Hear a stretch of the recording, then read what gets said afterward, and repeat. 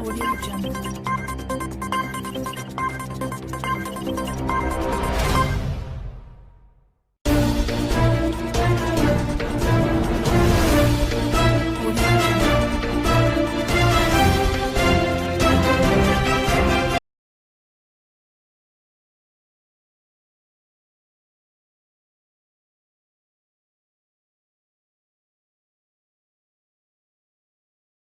नमस्कार।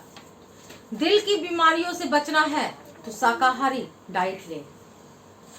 अगर आप दिल की बीमारियों के जोखिम को कम करना चाहते हैं तो डाइट में शाकाहारी चीजों को शामिल करें। एक नए अध्ययन में यह बताया गया है, अमेरिकन कॉलेज ऑफ कार्डियोलॉजी के जर्नल में प्रकाशित अध्ययन का कहना है कि डाइट में मांसाहार को हटाकर शाकाहारी भोजन शामिल करने से दिल की बीमारियां नहीं होती है। यह अध्ययन कहता है कि शाकाहारी भोजन करने से हृदय रोग से जुड़े हुए रोगाणुओं के प्रभाव को कम किया जा सकता है। अध्ययन में बताया गया है कि मानव के पाचन तंत्र में बैक्टीरिया का एक समुदाय होता है जिसे आंत माइक्रोबायोटा कहते हैं। आंत के जीवाणुओं का यह समुदाय ही हमारे मेटाबॉलिज्म, पोषक तत्व के अवशोषण, ऊर्जा स्तर और प्रतिरक्षा प्रतिक्रिया में महत्वपूर्ण भूमिका निभाता है। जब हम मांसाहारी भोजन करते हैं तो आंत के जीवाणु ट्राइमेथाइलमाइन एंड ऑक्साइड मेटाबोलाइट का उत्पादन करते हैं जो कि हार्ट अटैक के जोखिम को बढ़ा देता है। ऐसे में शाकाहारी भोजन करने और डाइट में शाकाहारी चीजों को शामिल करने में ट्राइमेथाइलमाइन एंड ऑक्साइड मेटाबोलाइट का उत्पादन नहीं होता है और हार्ट अटैक का खतरा भी कम हो सकता है। वैज्ञानिकों ने इस अध्ययन के लिए 760 महिलाओं के स्वास्थ्य का अध्ययन किया। इस अध्ययन में 1,21,701 महिला नर्सों को शामिल किया गया जिनकी उम्र 30 से 55 साल की थी। इसके बाद इनमें से 760 महिलाओं के डाटा का गहन अध्ययन किया गया।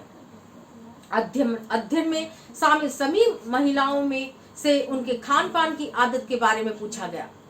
इन महिला नर्सों से उनके स्मोकिंग हैबिट से लेकर डाइट में शामिल चीजों के बारे में जानकारी ली गई। साथ ही उनके ब्लड सैंपल को भी इकट्ठा किया गया। इसके बाद 10 सालों तक अध्ययन किया गया और आखिर में जो निष्कर्ष निकला उसमें बताया जाता है कि डाइट में शाकाहारी भोजन को शामिल करने से हार्ट अटैक का जोखिम कम होता है। मैं ललिता कुमारी, धन्यवाद।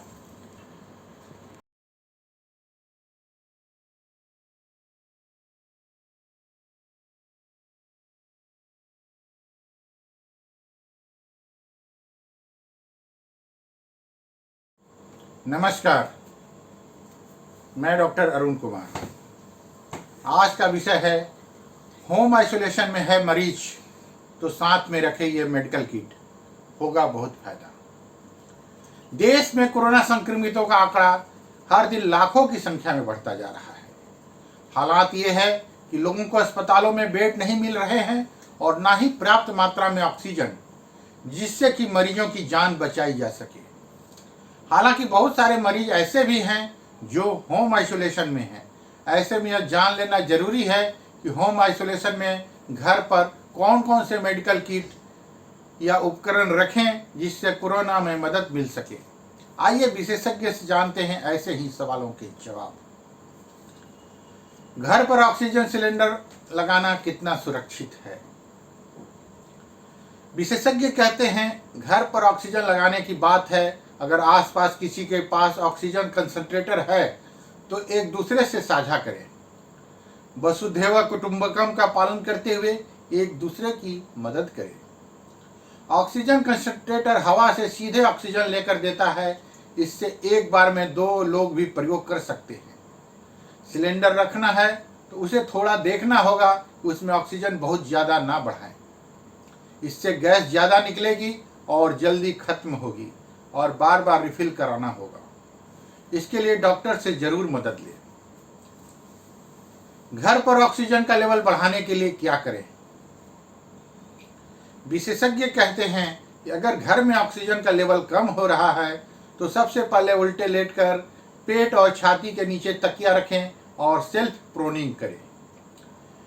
इससे 2 से 3% ऑक्सीजन लेवल बढ़ जाता है, लेकिन इसके लिए जरूरी है कि करीब 15 से 16 घंटे लगातार लेटना है, तभी असर होता है। ऐसा नहीं करना है तो आधा 1 घंटा करने के बाद सीधे लेट जाएं। इसके अलावा डीप ब्रीथिंग, व्यायाम करें, स्टीम लें, नमक पानी का गरारा करें, इससे शरीर में ऑक्सीजन का लेवल बढ़ता है।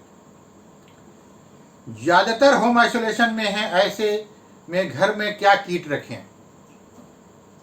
विशेषज्ञ कहते हैं इसमें सबसे पहले थर्मामीटर होना चाहिए, जिससे बुखार नापते रहें।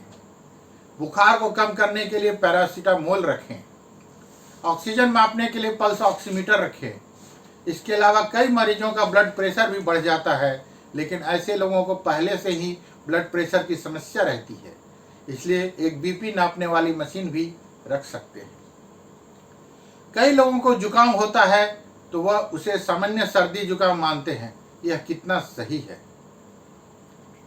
विशेषज्ञ कहते हैं यह बुखार 10 दिन के बाद भी नहीं उतर रहा है, या फिर ऑक्सीजन सेचुरेशन कम हो रहा है, खाना नहीं खा पा रहे हैं, बार बार उल्टी आ रही है, सांस फूलने लगे, सुस्ती ज़्यादा लगने लगे, ऐसी स्थिति में अस्पताल जाकर दिखाएं।